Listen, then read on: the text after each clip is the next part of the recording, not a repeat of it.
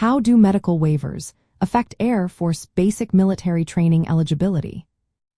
Imagine preparing for a journey that could shape your future career, only to encounter an unexpected obstacle that might delay or alter your plans. That obstacle could be a medical condition that initially disqualifies you from enlisting in the United States Air Force. But there is a process called a medical waiver that can sometimes open the door despite these challenges. Understanding how these waivers influence eligibility for basic military training is essential for prospective recruits. Medical waivers are official approvals granted by the Air Force Medical Examination Board or the Air Force Medical Service. They allow individuals with certain medical conditions to join the service if those conditions are deemed manageable or unlikely to interfere with military duties. The impact of a medical waiver on basic military training eligibility depends on the nature and severity of the medical condition involved. Certain medical conditions are more likely to be approved for waivers than others.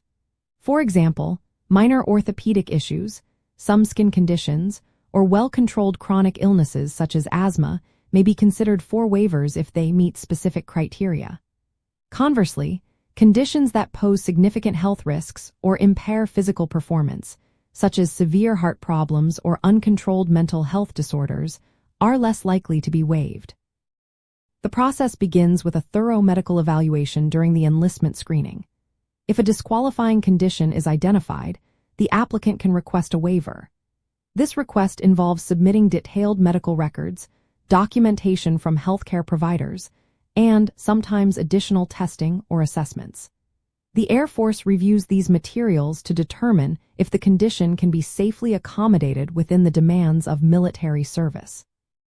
It is important to note that even if a waiver is granted, it does not guarantee acceptance into basic military training. The final decision rests with the Air Force Recruiting Service and the Medical Examination Board. They consider the overall health, the specific medical condition, and the needs of the service. In some cases, a medical waiver might extend the timeline for enlistment or requiring additional medical evaluations before approval. Applicants should be prepared for a potentially lengthy process and should maintain open communication with recruiters and medical personnel. Ultimately, medical waivers can influence basic military training eligibility significantly. They offer opportunities for individuals with certain medical histories to serve, but success depends on the nature of the condition and the thoroughness of the medical review process.